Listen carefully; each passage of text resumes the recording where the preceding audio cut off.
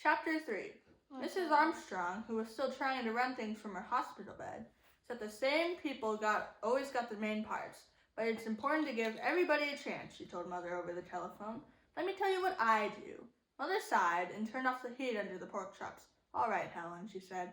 Mrs. Armstrong called Mother at least every other day. She always called her at supper time. Don't let me interrupt your supper, she always said, and then went right ahead and did it anyway, while my father paced up and down the hall, saying things under his breath about Mrs. Armstrong. Here's what I do, Mrs. Armstrong said. I get them all together and tell them about the rehearsals, and that they must be on time and pay close attention. Then I tell them the main parts are Mary and Joseph and the wise men and the angel of the Lord. Then I always remind them that there are no small parts, only small actors. Do they understand what that means? Mother asked. Oh, yes, Mrs. Armstrong said. Later, Mother asked me if I knew what that meant about small parts and small actors. I didn't really know. None of us did. It was just something Mrs. Armstrong always says. I guess it means that the short kids have to be in the front row of the angel choir, or else nobody can see them. I thought so, Mother said. It doesn't mean that at all. It really means that every single person in the pageant is just as important as every other person. That the littlest baby angel is just as important as Mary. Go tell that to Alice Windlekin, I said, and Mother told me not to be so fresh. She didn't get very mad, though, because she knew I was right. You could have a Christmas pageant without any baby angels, but you couldn't have one without Mary. Mrs. Armstrong knew it too. I always start with Mary, she told Mother over the telephone. I tell them that we must choose our Mary carefully, because Mary is the mother of Jesus. I know that, Mother said, wanting to get off the telephone and cook the pork chops. Yes, I told them that our Mary should be a cheerful, happy little girl who is unselfish and kind to others. Then I told them about Joseph, that he was God's choice to be Jesus' father, and our Joseph ought to be a little boy. She went on and got as far as the second wise man when Mother said, Helen, I'll have to go now. There's somebody at the door. Actually, there was somebody at the door. It was my father, standing out on the porch in his coat and hat, leaning on the doorbell. When Mother let him in, he took off his hat and bowed to her. Lady, can you give me some supper? I haven't had a square meal in 3 days. Oh, for goodness sakes, Mother said. Come on in. What will the neighbors think to see you standing out there ringing your own doorbell? And why didn't you ring the doorbell 10 minutes ago? Mrs. Armstrong called Mother 2 more times that week to tell her that people could hem up costumes but couldn't cut them, and to tell her not to let the angel choir wear lipstick. And by Sunday, Mother was already sick of the whole thing. After church, we all filed into the back 7 pews, along with 2 or 3 Sunday school teachers who were supposed to keep everybody quiet. It was a terrible time to try to keep everybody quiet. All the little kids were tired, and all the big kids were hungry, and all the mothers wanted to go home and cook dinner, and all the fathers wanted to go home and watch the football game on TV. Now this isn't going to take very long, Mother told us. My father had said it better not take very long because he wanted to watch the football game too. He also wanted to eat, he said. He hadn't had a decent meal all week. First, I'm going to tell you about the rehearsals, Mother said. We'll have our rehearsals on Wednesday at 6:30. We're only going to have 5 rehearsals, so you must all try to be present, everyone. What if we get sick? Asked a little kid in the front pew. You won't get sick, Mother told him, which was exactly what she told Charlie that morning when Charlie said he didn't want to be a shepherd, and he would be sick to his stomach if she made him be one. Now you little children in the cradle room and the primary class will be our angels, Mother said. You'll like that, won't you? They all said yes. What else could they say?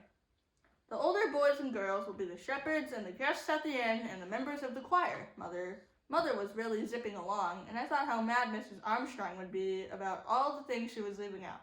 And we need Mary and Joseph, the 3 wise men, and the angel of the Lord. They aren't hard parts, but they're also very important parts. So those people must absolutely come to every rehearsal. What if they get sick? It was the same little kid, and it made you wonder what kind of little kid he was to be so interested in sickness. They won't get sick either, Mother said, looking a little cross. Now we all know what kind of person Mary was. She was quiet and gentle and kind. And the little girl who plays Mary should try to be that kind of person. I know that many of you would like to be Mary in our pageant, but of course we can only have one Mary. So we'll ask for volunteers and we'll all decide together which girl should get the part. That was pretty safe to say, since the only person who ever raised her hand was Alice Windlekin. But Alice just sat there, chewing on a piece of her hair and looking down at the floor. And the only person who raised her hand this time was Imogene Herdman. Do you have a question, Imogene? Mother asked. I guess it was the only reason she could think of for Imogene having her hand up. No, Imogene said, I want to be Mary. She looked over her shoulder, and Ralph wants to be Joseph. Yeah, Ralph said. Mother just stared at them. It was like a detective movie, when the nice little gray-haired lady sticks a gun in the bank window and says, give me all your money, and you can't believe it. Mother couldn't believe this. Well, she said after a minute, we want to be sure that everybody has a chance. Does anyone else want to volunteer for Joseph? No one did. No one ever did, especially not Elmer Hopkins. But he couldn't do anything about it because he was a minister's son. One year he didn't volunteer to be Joseph, and neither did anyone else. And afterward, I heard Reverend Hopkins talk to Elmer out in the hall. You're going to be Joseph, Reverend said. That's it. I don't want to be Joseph, Elmer told him. I'm too big, and I feel dumb up there, and all those little kids give me a pain in the neck. I can understand that, Reverend Hopkins said. I can even sympathize. But till somebody else volunteers for Joseph, you're stuck with it. Nobody's ever going to do that, Elmer said. I even offered Grady Baker 50 cents to be Joseph, and he wouldn't do it. I'm going to have to be Joseph for the rest of my life. Cheer up, Reverend Hopkins told him. Maybe somebody will turn up. I bet he didn't think that somebody would be Ralph Herdman. All right, Mother said. Ralph will be our Joseph. Now, does anyone else want to volunteer for Mary? Mother looked all around, trying to catch somebody's eye, anybody's eye. Janet, Roberta, Alice, you don't want to volunteer this year? No, Alice said so low you could hardly hear her. I don't want to. Nobody volunteered to be Wiseman either, except Leroy, Claude, and Ollie Herdman. So there was my mother, stuck with a Christmas pageant full of Herdmans in the main roles. There was one Herdman left over, and one main role left over, and you didn't have to be very smart to figure out that Gladys was going to be the angel of the Lord. What do I have to do, Gladys wanted to know. The angel of the Lord was the one who brought the good news to the shepherds, Mother said.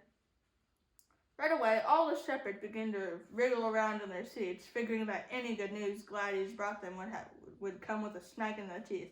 Charlie's friend, Hobby Carmichael, raised his hand and said, I can't be a shepherd. We're going to Philadelphia. Why didn't you say so before? Mother asked. I forgot. Another kid said, my mother doesn't want me to be a shepherd. Why not? Mother said. I don't know. She just said, don't be a shepherd. One kid was honest. Gladys Herdman hits too hard, he said. Why? Gladys isn't going to hit anybody, Mother said. What an idea! The angel just visits the shepherds in the field and tells them that Jesus is born. And hits them, said the kid. Of course he was right. You could just picture Gladys whamming shepherds left and right. But Mother said that was perfectly ridiculous. I don't want to hear another word about it, she said. No shepherds may quit or get sick, she added before the kid in the front pew could ask. While everybody was leaving, Mother grabbed Alice Windlekin by the arm and said, Alice, why in the world didn't you raise your hand to be Mary? I don't know, Alice said, looking mad. But I knew. I heard Imogene Herdman telling Alice what would happen to her if she dared volunteer. All the ordinary, everyday Herdman things like clonking you on the head and drawing pictures all over your homework papers and putting worms in your coat pocket. I don't care, Alice told her. I don't care what you do. I'm always Mary in the pageant. And next spring, Imogene went on, squinching up her eyes, when the pussy willows come out, I'll stick a pussy willow so far down your ear that nobody can reach it. And it'll sprout there, and it'll grow and grow, and you'll spend the rest of your life with a pussy willow bush growing out your ear. You had to admire her. That was the worst thing anybody ever thought of to do. Of course, some people might not have think that could have happened, but it could. Ollie Herdman did it once. He got this terrible earache in school, and when the nurse looked down his ear with her little lighted tube, she yelled so loud he could hear her all the way down the hall. He's got something growing down there, she hollered. They had to take Ollie to the hospital and put him under and dig this sprouted pussy willow out of his ear. So that was why Alice kept her mouth shut about being Mary. You know she wouldn't do all those things, she said. I told Alice as we walked home. Yes, she would, Alice said. Herdmans will do anything, but your mother should have told them no. Someone should put Imogene out of the pageant, and the rest of them too. They'll do something terrible and ruin the whole night. I thought she was probably right, and so did a lot of other people, and for 2 or 3 days anybody could talk about, all anybody could talk about was the Herdmans being Mary and Joseph and all. Mrs. Homer McCarthy called Mother to say that she had been thinking about it, and if all the Herdmans wanted to participate in our Christmas celebration, why didn't we let them hand out programs at the door? We don't have programs for this Christmas pageant, Mother said. Maybe we ought to get some printed and put the Herdmans in charge of that. Alice's mother told the ladies' aid that it was sacrilegious to let Imogene Herdman be married. Somebody we never heard of called Mother on the telephone and said her name was Hazelbeck and she lived on Sproul Hill.